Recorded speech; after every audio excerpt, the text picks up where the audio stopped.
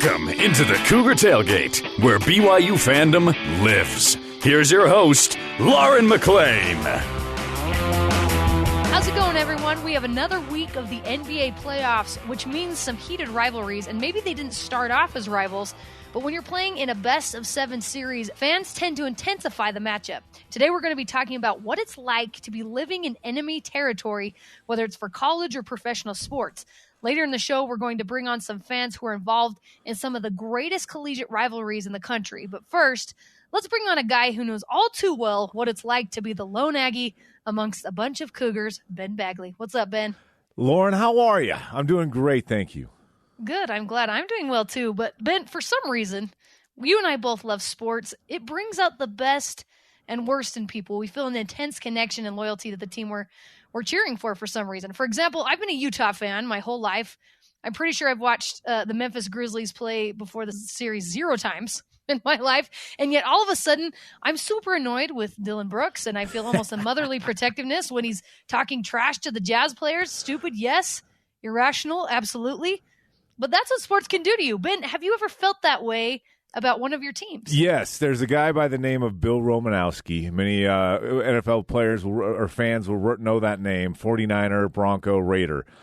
As a Bronco, I hated him. The dirtiest player, man. That guy. I wished the worst possible painful injuries upon that guy when he wore orange and blue.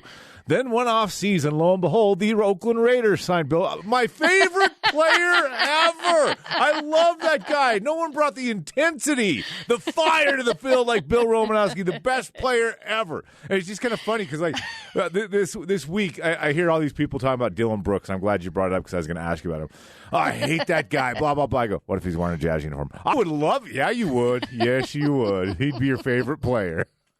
Isn't that interesting that we do that, though? It's this crazy and definitely irrational loyalty that we have for our teams. Where do you think that comes from, Ben? Well, I always joked around back in my day when I had sports talk radio is, and I said this on the air. I go, look, I'm a rational person. I consider myself above average in intelligence. But the moment I open my mouth and start talking about the then Oakland, now Las Vegas Raiders, I become 50% stupider because, rational thoughts out of my brain. Everything's just tinted, slighted. You're no longer a rational human being when you start speaking about your team. You become 50% dumber than you were when you started just having a normal conversation. All loyal fans are dumb. It is true. I feel like the fair-weathered fans are probably the most normal. Wouldn't you agree? Because they kind of have a better perspective than those people that follow the team really, really closely. I just think fans are out of control, but that's what makes sports fun. And we're talking today about living in enemy territory. And Ben, so you went to Utah State. You're a big Aggies fan. You get a job in the heart of Cougar country, surrounded by not just BYU fans, but a bunch of BYU students. So what was that like for you when you first started working in Provo? Awkward. I've been here. I just told everyone your secret. And don't hate me now. People are going to stop listening. They just tuned out. Nah, they won't. I grew up in Cache Valley as a diehard Aggie fan. Hated BYU. Absolutely, seriously. Bill Romanowski towards BYU. I remember Ty Detmer wins the Heisman, and for some reason they brought him to Cache Valley to do a 4th of July parade in a small town, Richmond, by the way, home of Napoleon Dynamite. Where a lot of it was filmed. And I'm like, Ty Detmer, you're bringing that guy to Cache Valley? What it was an uproar. Like, how are you bringing a Cougar to Cache Valley for this parade? And people are like, let's go egg the parade. And that's kind of were people legitimately upset about it? Oh yeah, it was great. I was one of them. Ty, love you. Since I got to know you, you're a great guy. I've grown up since then a little bit. A little bit. But yeah, no, there's that thing. I come down, I start working at BYU. I've been here for a little bit, almost 8 years or a little over 8 years. Who keeps track? You don't know. As long as the paycheck keeps coming. But Lauren, you were here. I didn't wear any BYU gear for the first 3 years I worked here. I couldn't do it. I couldn't put anything that had the stretch Y on my body because that was blasphemy. That was going too far. And now, I mean, it took 3 years, and then I finally did it once. I'm like, oh, I didn't die. I'm okay. Okay, maybe we'll try it twice. Now my whole closet's BYU gear, Lauren. I was just going to say, when you start getting free stuff, I mean, you can't. It doesn't matter what's on it. You can't turn down. But I came to the realization. Look, the person signing my paycheck, not literally, but it says Brigham Young on there. So I guess, and I've been here 8 years.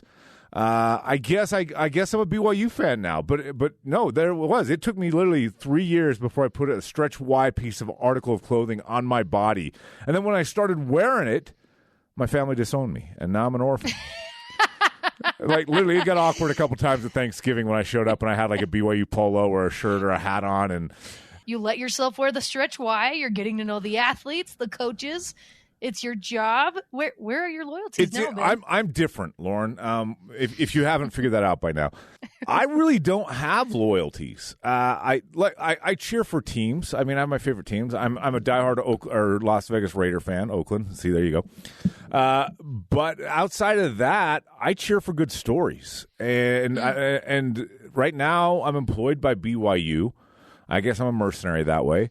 I cheer for good BYU stories. Right. And sometimes, and sad but true, sometimes that comes through a loss. Sometimes the better story is when your team doesn't succeed. But win or lose, I always say this to the student crew I work with. I go, win or lose, just give me a good story. That's what I want, because that makes what we do as journalists easier, more compelling, more entertaining for you, the audience, is just give me a good story. But it's hard not. I mean, at BYU, I didn't think I'd ever do it. Honestly, when I first came down here, I didn't think I'd ever do it. I will come out and say it. I'm a BYU fan. I enjoy the student athletes. I enjoy the coaches. I enjoy the people I work with. And if that makes me a fan, by all means, go Cougars. So when they're playing the Aggies, that's got to be the only game, right? That's got to be the only game where you're not cheering for the Cougars. I can tell you a story about that. A couple years ago, Matt Wells was still up in Logan. I have a relationship with Coach Wells, know him pretty well. The Aggies came down to Provo and beat BYU. Sad day for Cougar Nation, I know. We had to do a BYU sports. Took the old wagon wheel. Oh yeah, some tears were shed. And so we had to do a BYU Sports Nation the following morning, and Utah State winning that game ruined my show. Because no player or coach wanted to come on after that. Frankly, no analyst wanted to come on and talk about it. So I'm like, what am I going to do for my show? And so I was talking to Coach Wells after the game, and I said, Coach, I'm torn. I go, as the Aggie fan of me says, nice job, Coach. But the BYU Sports Nation producer says, you really messed up my show tomorrow. And he looked at me, and he said, Ben, you go home and you enjoy this win and don't ever feel bad about it. That's awesome. But yeah, it's funny how it goes that way, and sometimes it gets in no matter how professional you're trying to be. Like, I don't know if this has ever come out on the air here with you and I, but I spent 15 years professionally covering the University of Utah. You, as an Aggie, Ute, Cougar, having ties to all three universities, like my allegiances aren't towards the team anymore, it's to the people. And right. I've covered and I've got to know some great people at every university. Kyle Whittingham, fantastic person. Mm-hmm. I got to know Kalani really well at the University of Utah before he came here because that's who I was covering at the time. And you get to know these individuals, and at that point it's hard not to cheer for them. You're not necessarily cheering right. for the uniform they wear. You're cheering for the person and the person you get to know and you have a relationship with.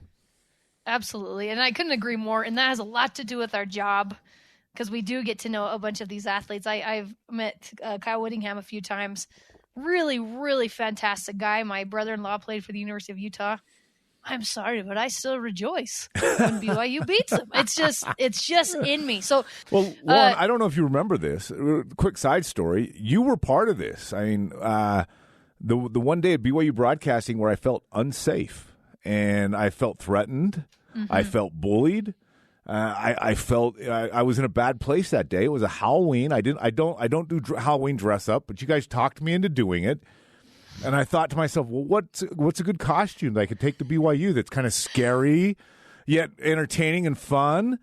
And so I went into the closet and I dusted off my old Utah State Letterman's jacket and put on a Utah State ball cap and came to work. And it was right after Utah State beaten BYU. And everybody's like, well, what are you dressed up as? And I go, your worst nightmare. And I thought it was funny.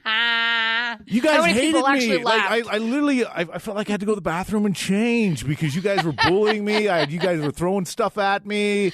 I had little notes on my office door. I'm like, threats. Whoa, you guys are supposed to be BYU Cougars. You're a higher standard here. Why am I scared for my life here? Nope. One of those regrets. notes I think was from you, Lauren, if I remember right. Oh my gosh. All of this is made up, by the way, folks, except for the fact that he did wear a Utah State Letterman's jacket. But no, I mean, that wasn't our favorite thing, Ben. And if we did leave some threatening content on your door, it was merited. It was merited. All right. Tom Hone on Twitter said, attended grad school at the U, wore a BYU shirt every day that I attended except one. They would not take my photo for my student ID with me wearing a BYU shirt. And he said, overall, it was a great experience. I thought that was so funny. So, Ben, you basically just did the same thing, though. I mean, you just admitted that's exactly what you did. Yeah, but mine was a Halloween costume. It fit, but apparently it just didn't go over well. I had a professor at Utah State, and he'd wear BYU gear to class, and that was always entertaining because loved it. And I just sat there and laughed. I thought it was funny. Other people were a little bit, didn't think it was funny. Okay, now it's time to bring on someone who is living in the heart of Buckeye Nation, Columbus, Ohio, and has gotten a taste of the bitter Michigan-Ohio State rivalry firsthand. Kaitana Dolly, thanks for coming on, KT. Of course, thanks for having me. I'm excited to talk about the big game. Well, first of all, I have to say that KT is a phenomenal athlete, extremely good at basketball, and a wonderful quarterback in flag football. And I know this firsthand. All right, KT, you're in Columbus going to Family Nurse Practitioner School. What was your first experience at Ohio State when you knew for a surety the rivalry ran deep through the natives' veins? What was your first experience? My first experience was these people are crazy diehard fans. The game between Ohio State and Michigan is really more than just a college sports rival. It's one of the biggest rivals in all of sports. It's called The Game over there, and the hatred between Ohio State and Michigan runs very deep. To the extent that around school, around Ohio State and around Columbus, they will go around with red tape and put an X on every letter M in the city and on campus. So every sign, every building, street names have red X's all over town. And you actually can't even refer to the state as Michigan. It's always the state up north. Although I haven't been able to go to a game yet, the atmosphere in the city when Ohio State plays Michigan is unlike anything. You can hear the stadium for miles and miles. The stadium at Ohio State is called the Shoe. It fits over 102,000 people. It's the fifth largest stadium in the world, not just the U.S., the world. And in Michigan, they have 107,000 that fits in their stadium. So they're the third largest stadium in the world. And you can just imagine the atmosphere. Two teams, just diehard rivals, 100,000 plus people screaming. It's an incredible atmosphere that is one of the most amazing sights to see in all of sports.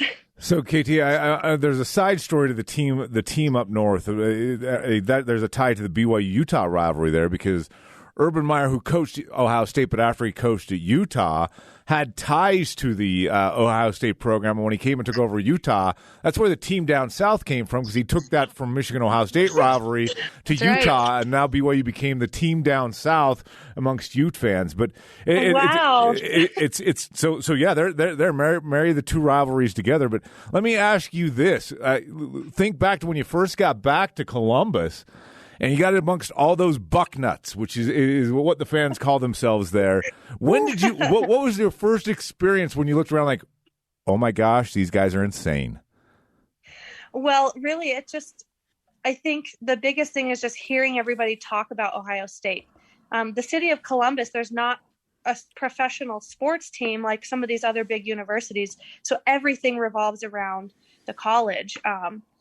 The first experience was when we got there, I mentioned it as Ohio State, and people said, no, it's the Ohio State University. Uppercase T on that. They take pride in full capitalizing the Ohio State. It's just amazing to see the pride that people have in the university there. And the rivalry specifically with Michigan is incredible. People will watch every game that Michigan plays during the year as if they're trying to keep an eye on the enemy. So they know the strategy that the enemy's going to have when we play them. It really is quite amazing to be a part of that atmosphere. And it's really fun to see people just fully support a university. Well, so you got your undergrad at BYU, but I know you've been converted a little bit into a Buckeye, at least part-time. So what's it like on that campus as far as school loyalty to the team goes? Campus is amazing. I mean, everybody is always keeping track with who the newest players, recruits are, who's coming on official visits, what their star ratings are. Obviously, all the clothing that people are repping all the time. And people will pay big time to be able to be part of that atmosphere. And I had mentioned before that I hadn't been to a game, and part of that is because the ticket prices that you can sell an Ohio State Michigan ticket for it are just amazing. So for instance, the last game that they played, the average ticket between Michigan and Ohio State was over $900.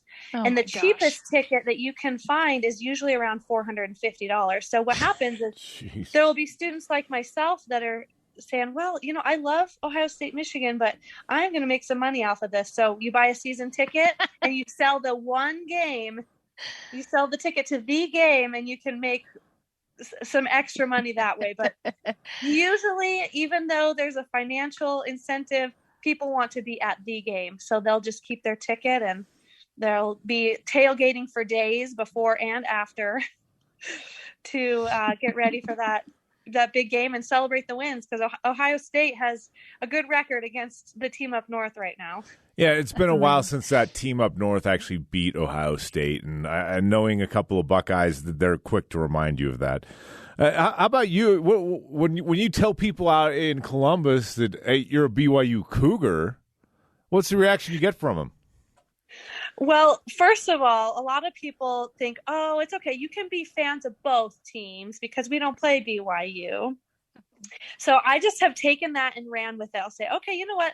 I will be present watching the Ohio State games as long as I can watch my BYU Cougars play.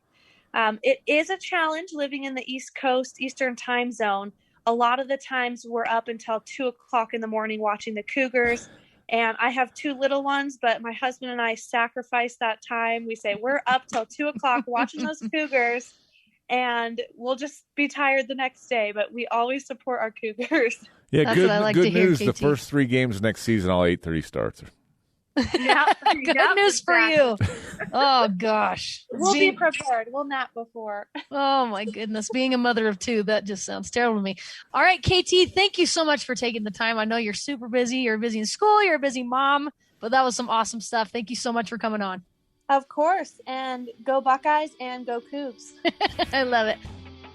Up next, what is it like growing up in Kansas where the state is divided between purple and blue? Casey Jones, a Wildcat, coming up on Cougar Tailgate.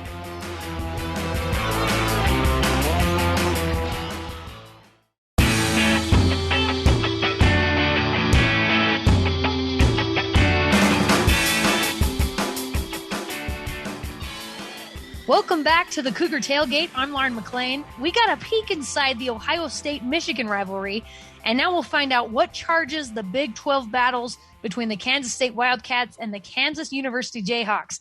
It's time to welcome on K-State alum and diehard fan, Casey Jones. Thanks for coming on with me, Casey.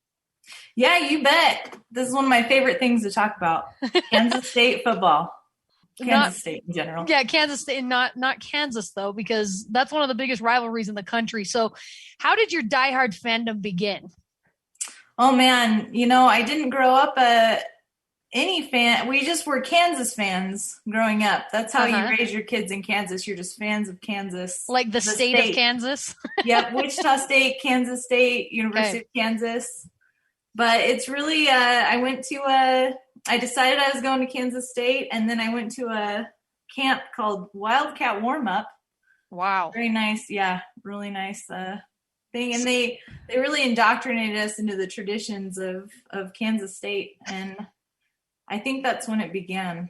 So do they actually tell you to hate Kansas University? Is that part of the Wildcat warm-up?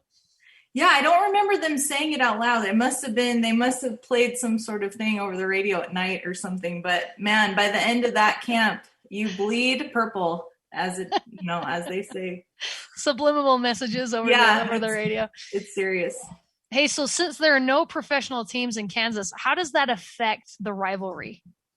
Oh man, it seems like the college rivalry is just on a whole new level.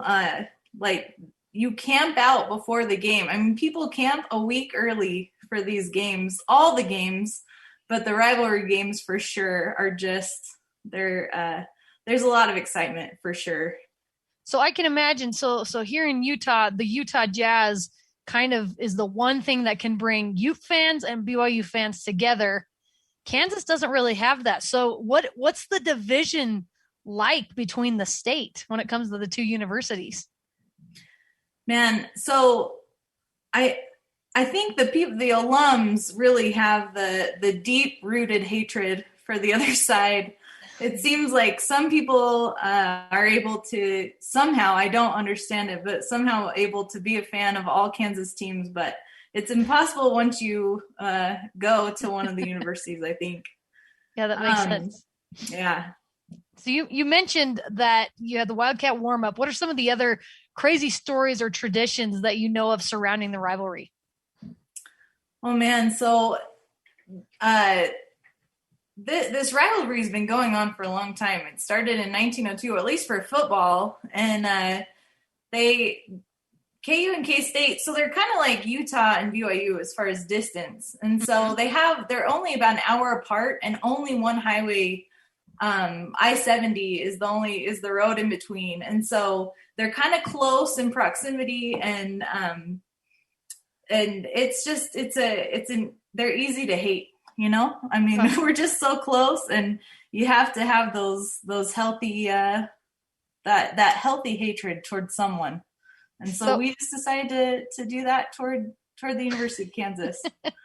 So if I remember right, you mentioned that there's a newspaper that refused to cover when Kansas University had a big win. Is that right?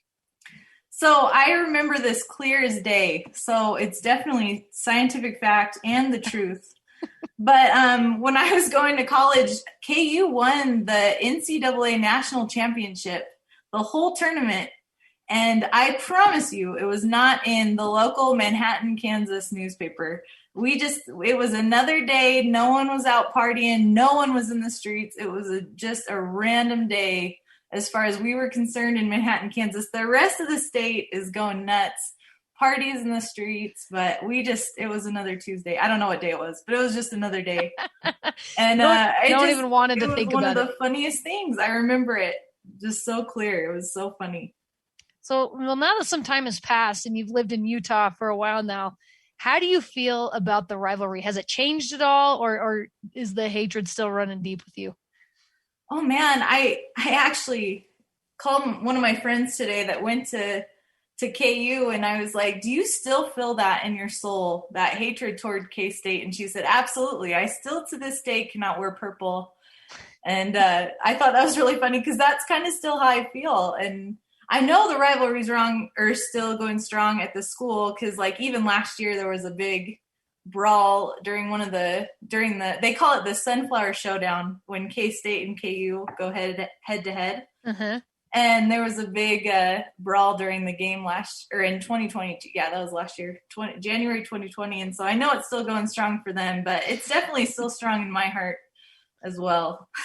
Isn't that crazy? So someone told me on Twitter that it was the Purdue and Iowa University rivalry, and they were in school, and there were these two teachers that were from opposite schools that it was like, wear your team sweatshirt day. And they almost started duking it out, like in school, the teachers, because that's how crazy they were about their school and the loyalty that comes with it. It's such an interesting psychological thing. But so what's it like for you being a huge Kansas State fan in the heart of Cougar country? So, it's so funny. We were talking about this the other day, but it's so funny because BYU fans, the minute they hear you're a Kansas State fan, love to bring up the 97 Cotton Bowl BYU victory over Kansas State. And that's annoying every time someone brings it up. But it's so funny because it's not the same kind of hatred as when someone brings up KU or talks about their loyalty to KU. It's just not the same. It's so funny. But yeah, it is. That's a favorite of BYU fans to bring up. And, man, it was a Clash of the Titans game. So whenever somebody tells you where they go to school, your brain immediately goes to, when did my school beat you? I feel Absolutely. like that's what every fan does, right? Or I guess when did you play each other and what happened? That's where your mind goes if you're a sports fan. So Casey, can you cheer for BYU as well, or does your Wildcat fandom run just too deep? I can cheer for BYU. It's funny because when I don't tell anyone this, but we would actually go to the BYU games when I went to Kansas State and cheer for BYU because it just felt like we had this kind of weird loyalty to BYU as well. Uh-huh. But anyway, don't tell anyone that. That's against everything I believe in. But as a K-Stater in Utah, I don't have a problem cheering for BYU, but it's not the same allegiance. Absolutely. And it never will be. So absolutely. And I wouldn't expect it to be. Casey, you are incredible. Keep cheering for your Wildcats. Thank you so much for taking the time with me today. You bet. Thanks. All right, guys. And that does it for us today. Thanks again to KT Daly, Casey Jones, and Ben Bagley for coming on the show with me. You can join the Cougar Tailgate virtually, of course, every Saturday at noon Mountain Time, or download, rate, and review our podcast on Apple, TuneIn, Stitcher, Spotify, or on BYURadio.org. This is Cougar Tailgate.